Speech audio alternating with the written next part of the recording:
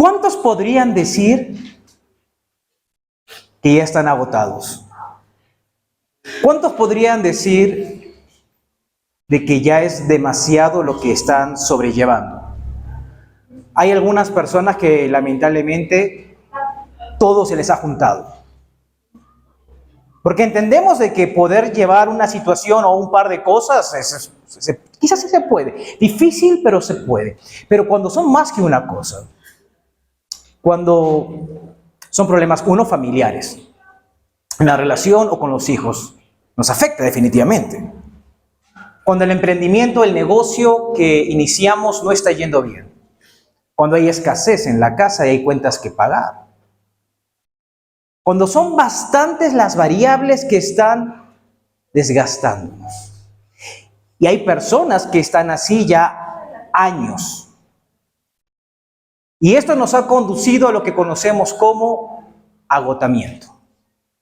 Hoy vamos a conversar, para cerrar esta serie de enseñanzas, acerca del agotamiento. Y el agotamiento no es solamente un cansancio físico, este llega a ser emocional, mental y hasta espiritual. Cuando llegamos al punto, y esta palabra quizás te suena familiar, llegamos al punto del colapso. ¿Alguien alguna vez ha colapsado? ¿Te ha pasado una vez donde ya no dabas para más? Se llama colapso.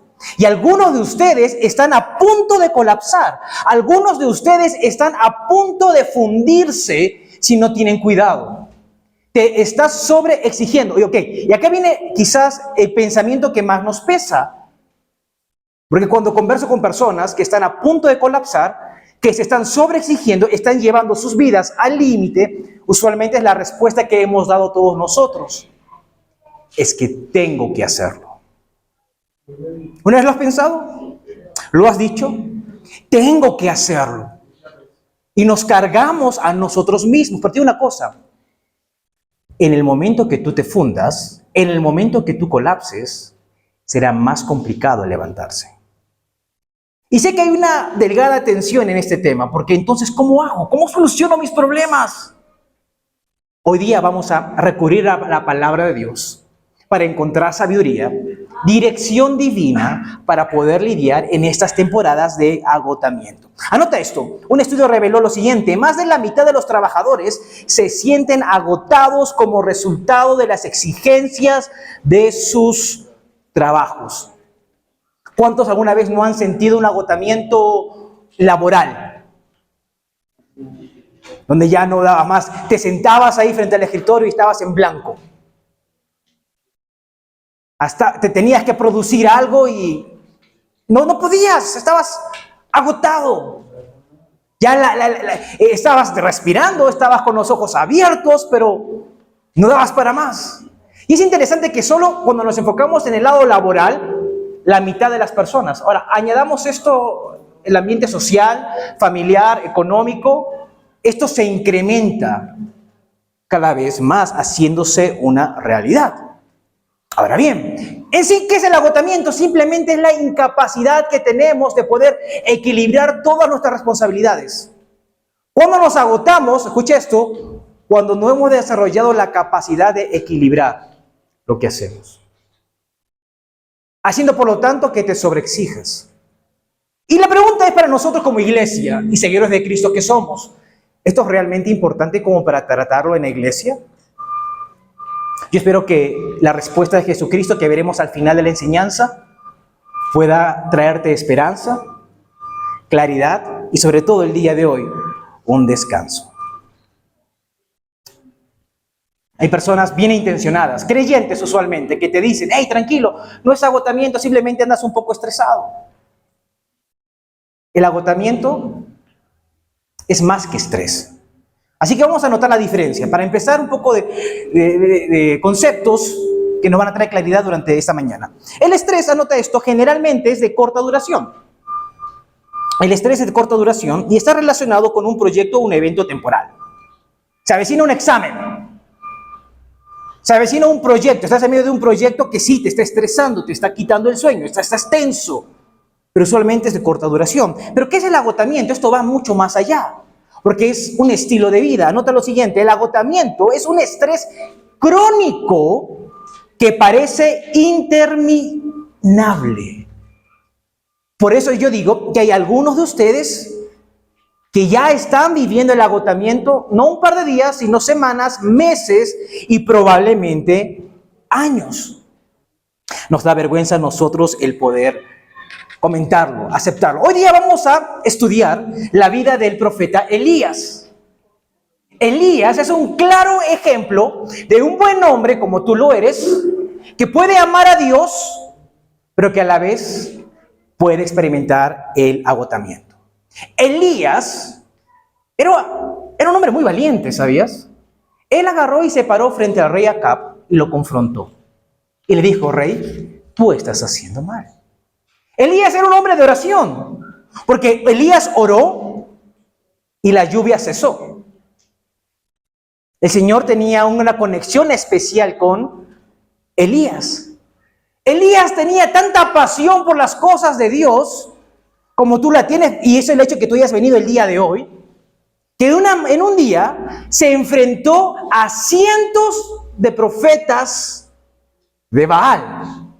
¿Quién haría eso? Alguien que está apasionado.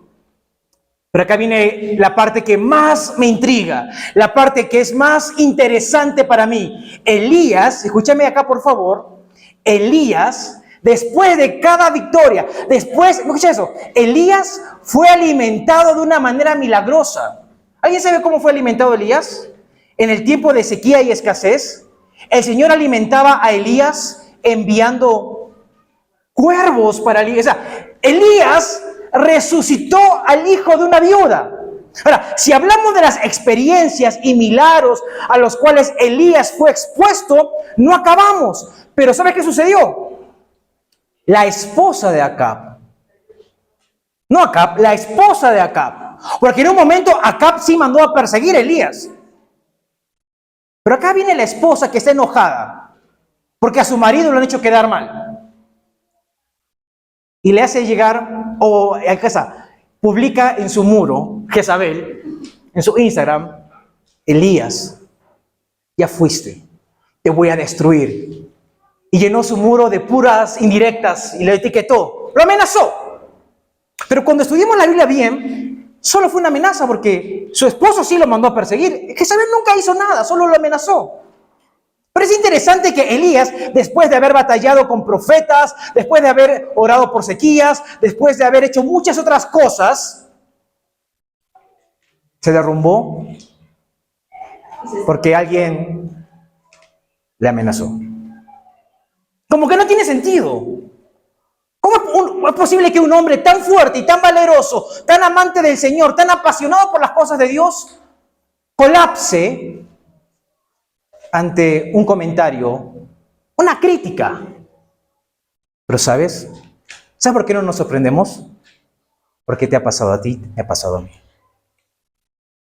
Y esto nos ocurre cuando hemos tratado de llevar mucho por demasiado tiempo. Y esto es lo que llamamos el hasta qué. Hay un evento en tu vida que en otras circunstancias sí lo hubieras podido llevar. ¿Me dejo entender? ¿Alguien se identifica conmigo? En otro momento de tu vida, si vivías esto, era facilito. ¿Pero qué pasó? ¿Sabes lo que pasó? Es que estás cansada. Estás agotado. Y si tú continúas andando de esta manera, no vas a llegar más lejos. ¿Y sabes cuál es el problema? Para aquellos que dicen, ya pues, ¿y qué? Me fundo. Que no te fundes solo. Cuando colapsamos, hacemos colapsar a los que están alrededor de nosotros. Quien te diga que Dios no está interesado en tu salud, no conoce al Dios que conocemos nosotros. Dios está interesado en tu salud. Porque al leer la historia de Elías, Dios el Padre estaba interesado en la salud y en el bienestar emocional de Elías. Con este contexto vamos a abrir la palabra de Dios al libro de Primera de Reyes, capítulo 19. Primera de Reyes, capítulo 19, en el verso 3, vamos a continuar la historia. Elías tuvo miedo y huyó para salvar su vida. Se fue a Berseba, una ciudad de Judá, y dejó allí a su mano derecha, a su sirviente. Luego siguió todo el día hasta llegar al desierto.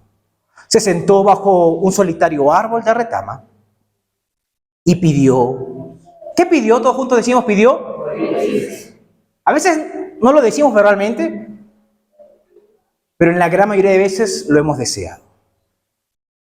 Y no solamente lo pidió, sino mira la expresión tan sincera. Y algo que hemos repetido en iglesia es que Dios no tiene un problema con tu sinceridad. Dios, al contrario, te ama tanto que sabe que tú necesitas ser sincero. Y mira la expresión, la confrontación de Elías hacia el Padre. Mira, mira. ¿Qué le dijo? Basta ya, Señor. Ya, Dios, córtala. ¿Alguien se ha sentido así? Ya, pues Dios, córtala, ya. Ya parece que vamos de mal en peor. Cada día es una situación. Ya no tolero más, ya no aguanto más, es demasiado para mí. Elías lo dijo, basta ya, Señor, quítame la vida, porque no soy yo mejor que mis antepasados. Verso 5. Y luego de haber renegado, de estar frustrado, de haber huido, de estar cansado, se acostó y durmió debajo del árbol. El agotamiento te está afectando. Le afectó a Elías. Ahora, obviamente no nos comparamos, pero hay que entender que quizás él sí tenía cierta ventaja. Y si un hombre como Elías atravesó por agotamiento, nosotros estamos expuestos. Yo estoy expuesto y creo que también tú lo estás. Y tú ya tienes un historial de esto como yo lo tengo. Ahora, ¿en qué áreas nos afecta el agotamiento? Para poderlo comprender un poquito mejor, anota esto. Primero en el área física. Hay personas que están irritadas, susceptibles. ¿Conoces a alguien así? Que pareciera que está muy tensa y se enoja fácilmente. ¿Conoces a alguien que se enoja fácil? ¿Lo podría señalar, por favor, para saber quiénes son? No, mentira, no lo señales. ¿No? Pero es esto, físicamente estás agotada. Algunos ya andan en automático. Pensamos, necesito dormir más, pero duermes menos. Está afectando definitivamente. Comienza a dolernos la cabeza. No dormimos. Andamos enojados, irritados. Estás agotado. Y si no tomas conciencia de esto, las cosas van a seguir empeorando. Ahora, ¿en qué otra manera nos afecta? No solo de manera física, sino también anota esto de manera mental. En momentos de tensión, nuestro cerebro, ya les enseñé en las primeras semanas, libera lo que conocemos como cortisol. Que en sus dosis correctas no es mala, porque el cortisol ha sido diseñado por Dios para momentos de peligro. Cuando estás en un lugar oscuro y ves personas que te pueden robar, el cortisol comienza a irradiarse y eso hace de que tú vayas a refugiarte. No es malo, pero ¿sabes cuál es el problema? El cortisol debe ser liberado cuando es necesario.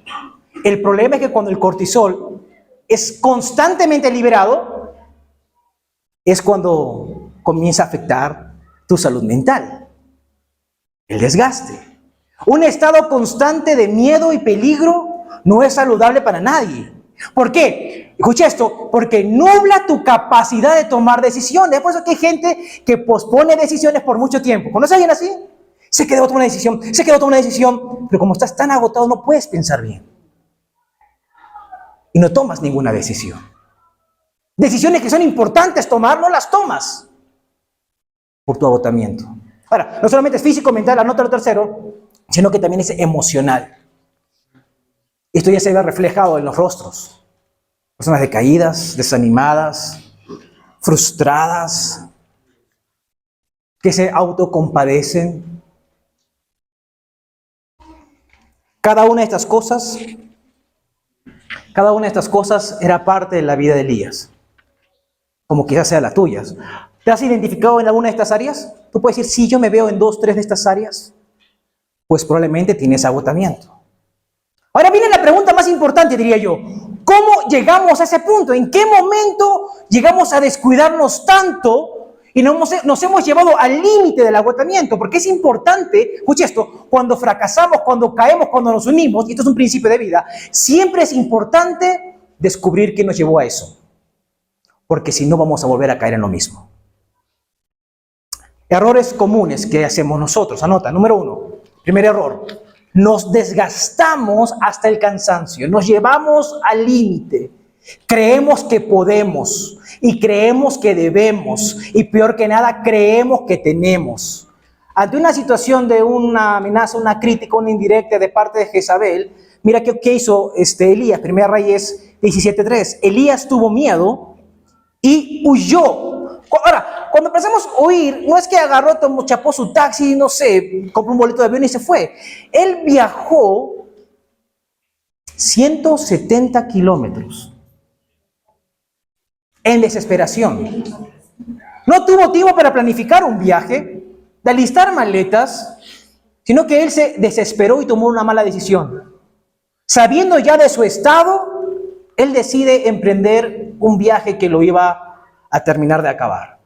Y algunos de nosotros, quizá, ya en un estado que no es saludable, has continuado exigiéndote al límite, diciendo la famosa frase, tengo que hacerlo. Si no lo hago yo, ¿alguien escuchó alguien decir eso? Si no lo hago yo, nada sale bien. Es una frase típica de mamá, ¿no? Si no lo hago yo, nada sale bien. Déjame decirte, y con amor te lo digo, número 1 es orgullo. Es orgullo. Un orgullo que te está destruyendo a ti y arrastrando a los que te rodean. No tienes que hacerlo todo. No tienes que arreglarlo todo. A veces tienes que permitir que las cosas simplemente continúen como están. Yo no tengo que responderles a todos.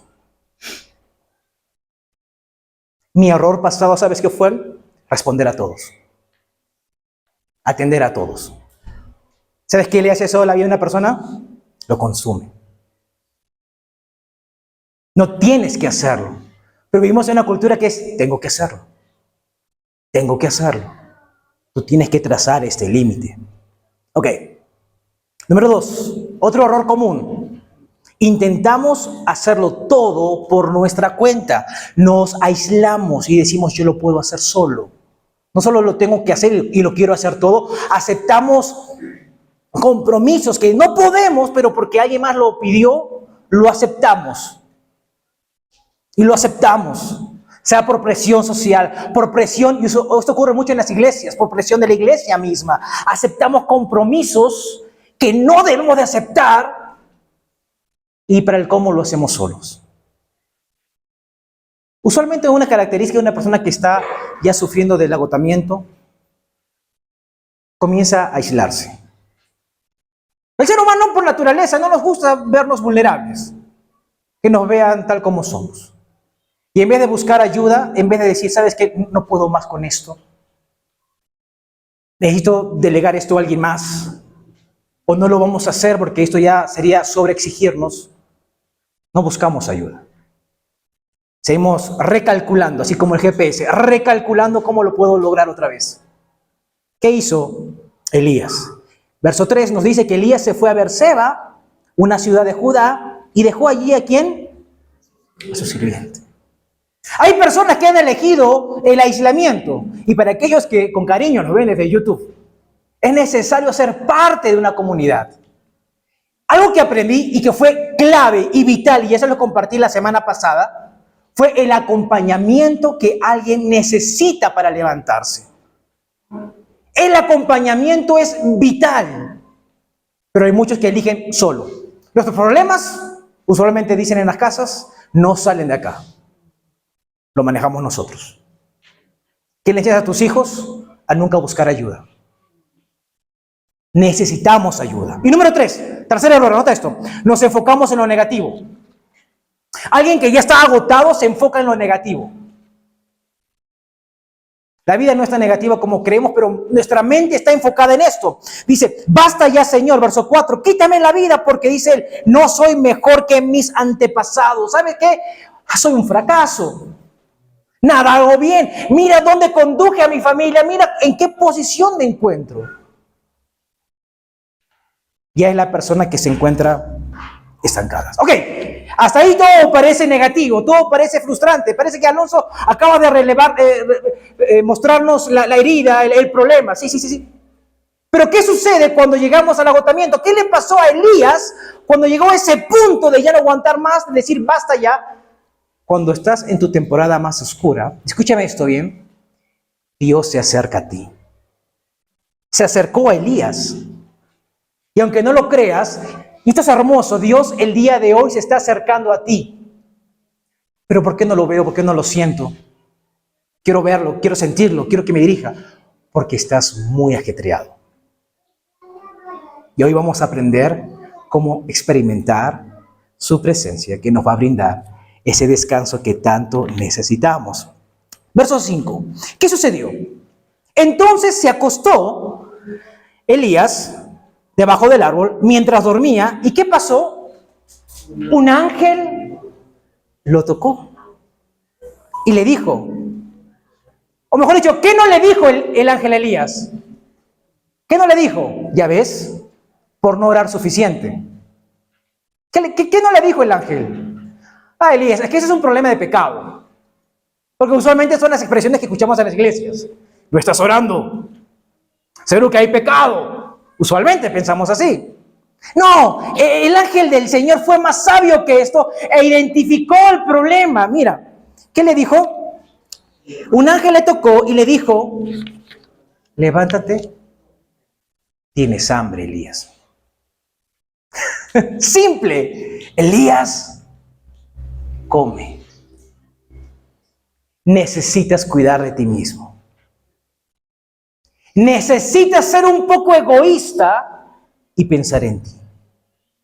Y es lo que Dios quiere decirte el día de hoy. Te has descuidado. Has pensado en todo el mundo. Y el ángel del Señor, a través de su palabra, nos dice, cuida de ti mismo. Levántate y come. Verso 6. Elías miró a su alrededor y se dio cuenta que cerca de su cabeza había un poco de pan. El ángel había traído un pedido ya, horneado sobre piedras calientes y un jarro de agua. Así que comió, bebió y volvió a acostarse. Vivimos en una cultura donde el cuidarse a sí mismo, tristemente, hasta es señalado y criticado. Quien trata de cuidar sus horas de sueño lo llaman improductivo o peor aún, vago. Creemos que el sacrificar nuestro cuerpo, nuestra mente, nuestra alma es el mejor camino. Por eso quiero que anotes lo siguiente. A veces lo más espiritual que puedes hacer, y este es el principio que quiero que te lleves a la casa, es descansar. A veces lo más espiritual que puedes hacer por ti y tu familia es, y todos juntos decimos, es descansar. Estás colapsando porque no descansas, porque no duermes, porque no comes. Lo más espiritual que puedes hacer en esta temporada de tu vida es descansar. Pero, porque me ha pasado a mí y te va a pasar a ti, el momento que digas, claro que sí, voy a ver la manera de ordenarme y tener tiempo de descanso y de reposo. En el momento que lo decidas, nuestro enemigo espiritual, Satanás, buscará la forma de hacerte creer que no es posible.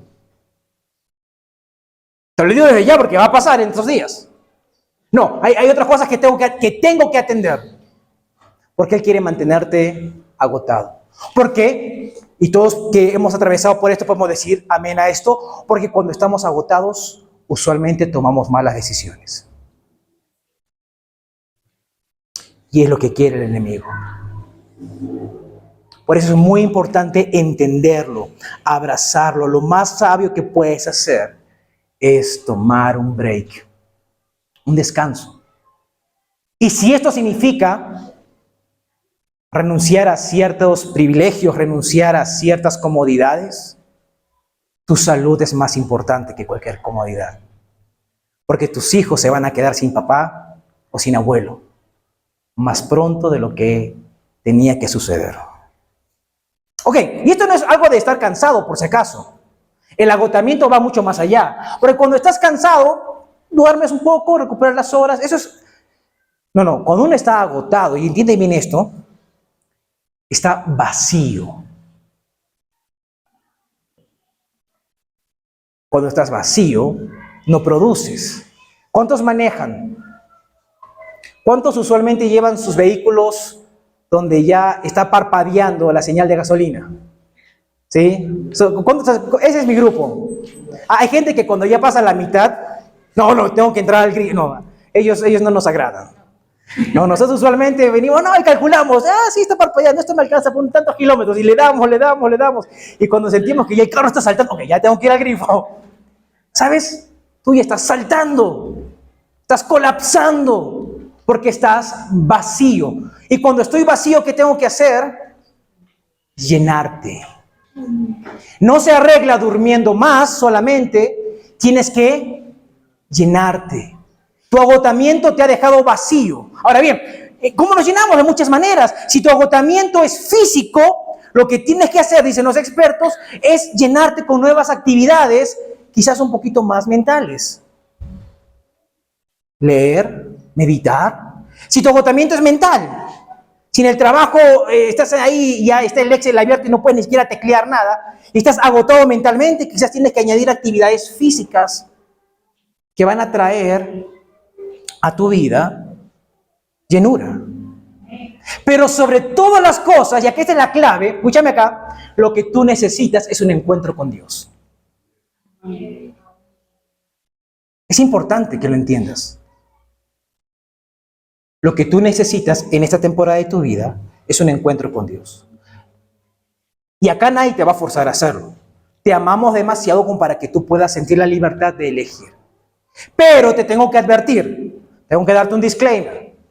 Tú puedes salir de acá creyendo que lo que no necesitas es un encuentro con Dios y seguir intentándolo. Y te vamos a aplaudir de verdad, porque en verdad queremos que estés bien.